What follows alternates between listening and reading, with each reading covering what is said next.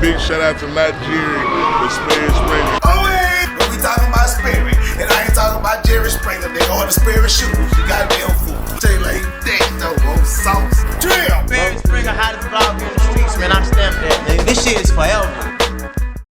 Man, shit, we out here at South by Southwest. It's crazy though, cause we based out of Fort Worth, and we finally running into the legend himself, man. Twisted fucking Black, bro. Already. You know what, man?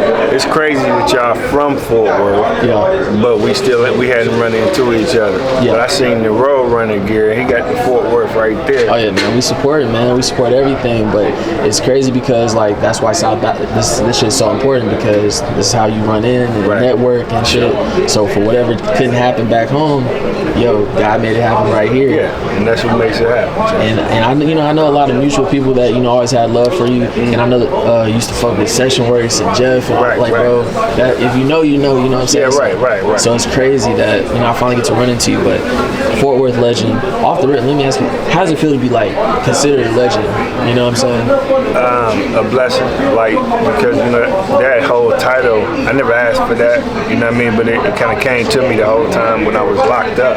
Yeah. And I started hearing different people say, man, you legend. Damn, so now, it just shows that my body of work has not went in vain, even though I did leave and had to sit down for so long, you know what I mean? So to know that your body of work is being appreciated to the point to where they need that type of respect is a blessing. Yeah. Man, so for the people that's not familiar, because I got subscribers and people all over the world and country, man. Shout out to all the cities and countries, but that might not be familiar with your story. You were somebody that was locked up in the penitentiary for a very lengthy time. 17 years. Yeah. 17 years. 17 years for a conspiracy case. Man. Yeah. And so just through that, was there ever a time that, let alone that you ever felt like, damn, I'm not going to get out of here, or did you always maintain hope, and then to get out finally and have receive the love and shit that you have, and be able to just jump right into shit and prosper right now? Did you ever have all this shit in mind? Yeah, pretty much everything you said. In the beginning, I never thought I was coming home, because I knew I wasn't going to tell on nobody, and then I felt like my attitude and my disposition at the time, I was going to make somebody kill me. You know what I'm saying? No, true story. Real shit. I wasn't going, but man, God is amazing, and I give him all the glory, because after I started to do my music in 2009 from prison, it made me want to live. You dig? If not just to be heard again. Yeah. And so I started preparing for this day. I started putting out albums through prison. Yeah. And I put out 5 albums from prison to set up the launch pad for today. So God God's amazing. My phone ringing in my ear, so I got a little sidetracked. I apologize. But man, God's amazing, and hey, it's wonderful to be accepted right now and be relevant. Man, and I don't really get too personal for myself when I'm interviewing people, because it's about the person I'm interviewing. But my real dad, shout out to him in Chicago. But my dad was in and out like pretty much until I was like 16 years old. So just knowing like how that shit goes, and sometimes not knowing when somebody's gonna get out or if they're gonna get out and shit. I just respect you for like getting through it, and then like getting out and turning up, because like that shit, it's a journey, bro. You know what I'm saying? It is. It's a journey. In my case, I ain't had no choice. Like in real, I don't want to go back to prison. Yeah. You know what I mean? My plan B is it's not sexy at all. Okay, so I don't want to go plan B. So it's been a journey. I'm still going through it. So man, thank you for appreciating it. But I ain't did nothing, man. God opening the doors, and I'm just walking through them as He opened them. Nah, that's real. And so, as you're considered literally the OG of Fort Worth. Now, Fort Worth kind of got popular social media wise through this past, decade, with the, half pints, the Yayo, Ronnie, and CJ, and all that shit. How do you feel about because you was in there? I don't know if you was hearing how the shit was going, but to know that you're a foundational piece of this, but it grew to what it, you know what I'm saying? Right. I tell you what, man, being in there and watching it happen the way it has happened, it makes you proud, made me proud.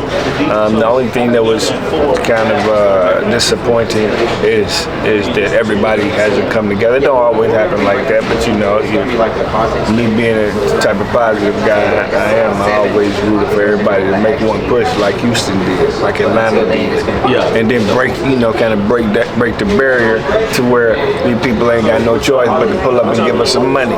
And then we ain't got to be in the street, you know what I mean? So when everybody started growing like a spider web, going their own ways, I hated that part, you know what I mean? So when you see it, and some of it is just foolishness to me. Yeah, when you got out, man, though, you got a lot of love from those guys, you know what I'm saying? Oh, yeah. Shout out my boy Ronnie, long live. I know he was one of the first people to tap in, man. He was. Just what did that mean to you that these guys that's having their moment now, some of they could be, smelling themselves and be like, yeah, nigga. Yeah, a lot of them do, though. Yeah, a lot of them, we know who he is, what he done, blah, blah, blah. But they've had to come back and because they heard and all that shit, you know what I mean? Yeah. So they kind of waved it up. They was having emotion when I touched down, but since I've been home and I'm back at it, they done had to pull up. Yeah. And I welcome them. I'm like, hey, man, you like Joseph in the Bible, man, pull up. My arms is wide open, kinfolk. If anybody tell you that I'm tripping with so-and-so or I got a problem, they lying. Because I ain't got no problem with nobody. Pull up, I accept you. You know what I mean? We ain't even got to talk about it. Yeah. You dig what I'm saying? Because I don't give a fuck why you pulled up. Just pull up. Yeah. So we can make some moves together. How much does that mentality come from just wisdom and the shit that you've been through? Because, sometimes I feel like when you don't really been through shit, you kind of really see a bigger picture of shit, and you're not really tripping on the little things or something that somebody else might be tripping on type shit. Right, all of it. All of that came from experience. You can call it wisdom. I don't know. I'm not gonna say that. I don't want to tout myself, but you continue to live, man. Life teaches you lessons, and when you come across those situations again, you don't handle them the same way. You dig it? If you still handling situations the same way from how you did in the past, then you need to check yourself. Yeah. Because you're not growing. So yeah, man, I went through a lot of pain and loss and trauma in that dimension. So the last thing I want is some negativity. I don't want it. I'm palms up on that. So if I'm on the positive vibe, you want to meet me there, let's get it. Yeah. Man, before I wrap it up and get a couple last questions out of you, man, just when it comes to Fort Worth or the Metro Place, you going in at the time you did and coming out, what's the most different shit or things that you noticed when you did get out, where it's whoa, did you ever have any moments like that? Oh, of course, man. The fucking toll booths. Nigga, I'm looking for where you put the change in the toll booth. You know what I'm saying? The parking meter, take a card, fuck me up. Yeah, and the internet, man. You know what I mean? The internet, it's a different animal, man.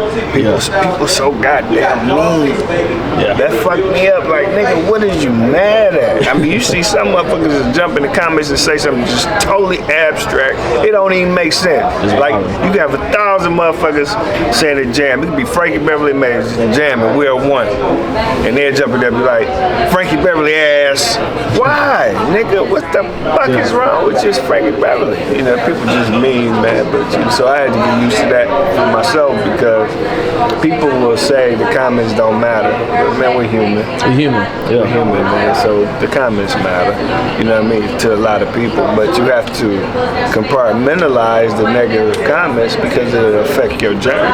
Yeah. So when you get negative comments, just throw it over. Because people got their opinion, and the internet opened the door for platform to say what the fuck they want to say. Nah, for real. Yeah. Man, I'd be remiss, man. Anybody that's from the Metroplex or even just Texas, I've been asking while we out here, man.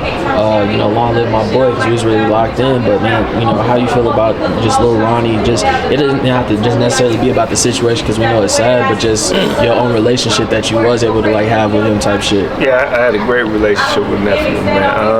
It's tragic, that he and his daughter lost their life on some foolishness like that. And tell you what, in his death, the song I made, My Little Nigga. Yeah, that's going viral.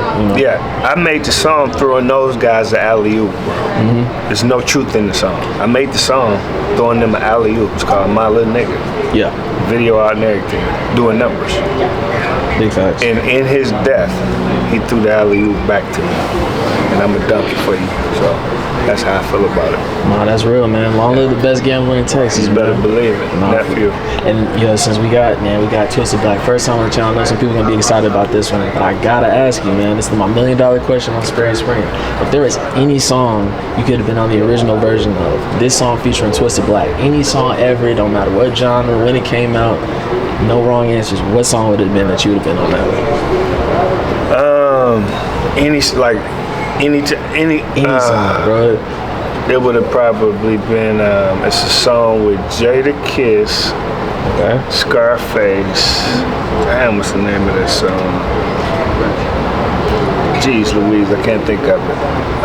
But it's Jada Kiss and Scarface. Yeah, those are two of the best to do it. You better believe it. See, and that's the thing. I know that bitch wouldn't have dropped it'd have been either going higher, but it ain't gonna never drop. You know what I mean? So yeah, it probably would have been in between them somewhere. Real bars and real picture painting on there that. There you go. Yeah. That's a fact, man. I appreciate this, man. It's like I said, it's legendary to have someone like you on my channel. I put you up there with the little flips and all the Paul Walls, all the different people I done tapped in with. Like you're on that level, man. So thank you. Anyway, I get a shout out to Sperry Springer. Listen, let me give a special shout out to Sperry Springer. That's the first time I've ever even been able to say it right. I usually be saying Jerry Springer and Sperry Minger, but shout out to see, I fucked it up again. Sperry Springer, that's my boy. Yeah, rocking the road, run again, the Fort Worth shit, big Fort Worth, we in this beat. Yes, sir.